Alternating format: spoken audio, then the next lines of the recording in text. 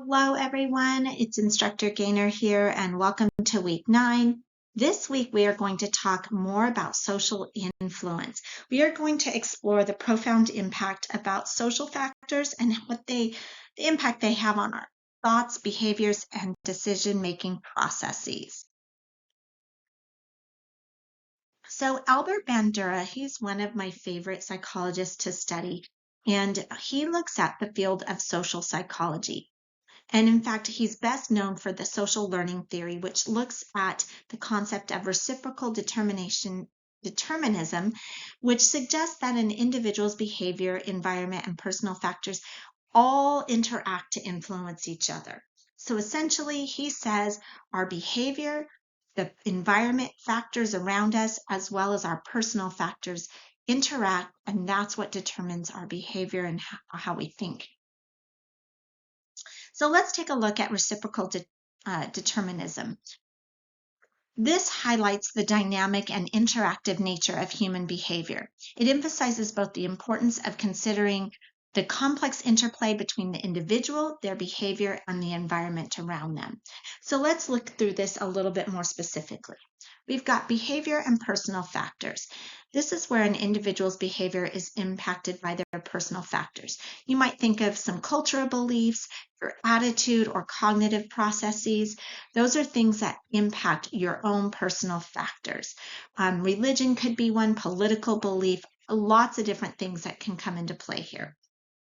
And then we've got the environment and behavior. This includes both social, physical, as well as cultural factors, and this helps to shape the individual's behavior.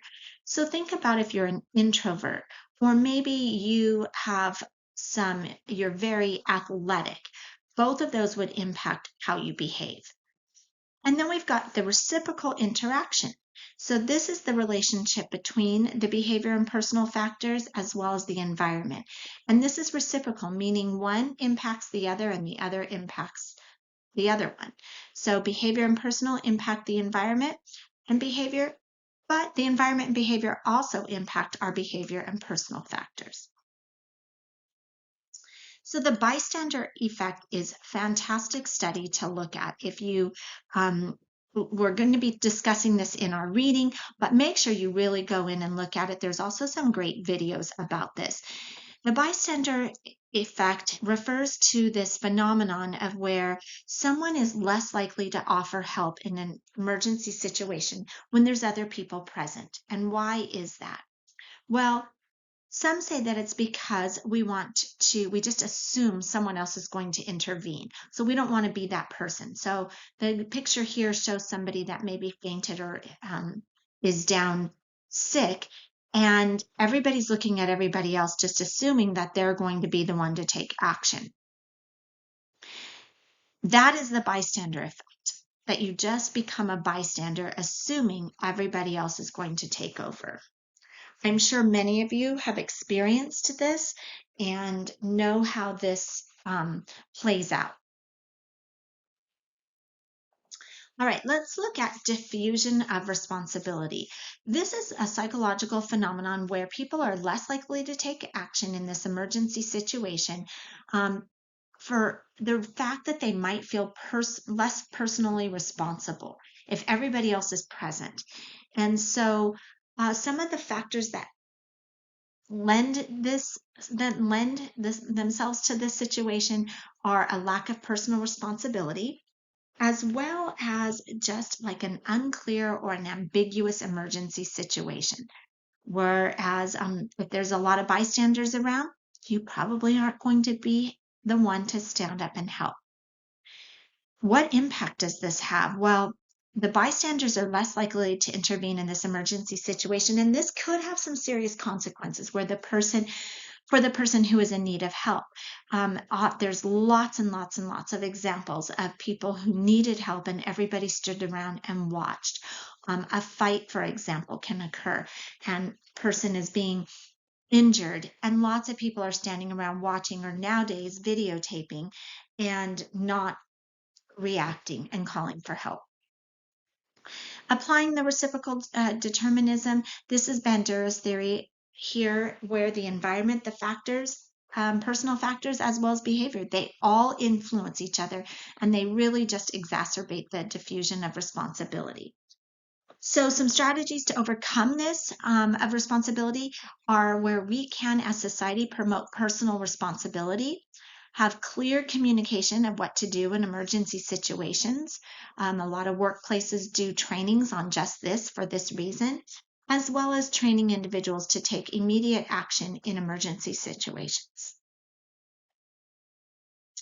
All right, so Bandura's theory of self-efficacy, we talked about the reciprocal determinism, and then there's self-efficacy beliefs, which refer to an individual's beliefs about their own capabilities to perform a specific task. So these beliefs directly impact their motivation, their effort, their persistence. If they don't feel very confident in it, they may feel that they want to procrastinate, for example, on that because they're not very motivated to do it. Whereas if it's something they enjoy and they're good at, they're going to be more motivated to do it. Sources of self-efficacy. Bandura identified four main sources: the mastery experiences, the vicarious experiences, social persuasion, and physiological and emotional states. And you'll read more about that in your book. And then we did talk about the bystander effect and the diffusion of responsibility, where the individual is less likely to take action in that situation. That is also part of the self-efficacy theory of Bandura. And lastly, just the implications for performance. Individuals who have high self-efficacy, they're more likely to set very challenging goals for themselves, to overcome and persevere when obstacles come in their way, as well as to ultimately achieve better and have higher performance outcomes. All right, the power of social modeling. So Bandura's theory essentially demonstrates that individuals learn new behaviors by watching those around them. This is no more truer than children. And if we've heard the phrase before that children are like sponges, they really do observe what we do and copy it, and they take it into their brain and they use it. Bandura's theory of reciprocal determinism that we just explained, that actually talks about how the individual's behavior, personal factors, and environment all influence to shape their learning. And then we talked about the bystander effect. All of those lead to the power of social modeling, where Bandura's findings demonstrate powerful influence that just observing behavior of others can have on an individual's own actions, highlighting the importance of social modeling and shaping behavior. So you've probably heard the phrase before of, we are who we hang out with. That's just an example of that. If you tend to hang out with someone who has good morals, high values, they're very motivated and determined, more than likely your behavior will start to become that as well.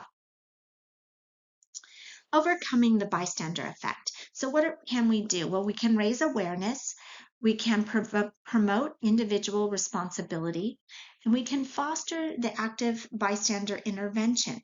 Knowing about this bystander effect makes us more aware and less likely to become that bystander. And we can also encourage a culture of empowerment where we can empower each other to step in, to be aware of this, and to take action. I hope that this was helpful to you as a review of some of the concepts that we're learning about this week. If you have any questions, feel free to reach out to me at jgaynor@fortiscollege.edu, or you can also message me through Canvas and we can go over any questions you may have. Thank you.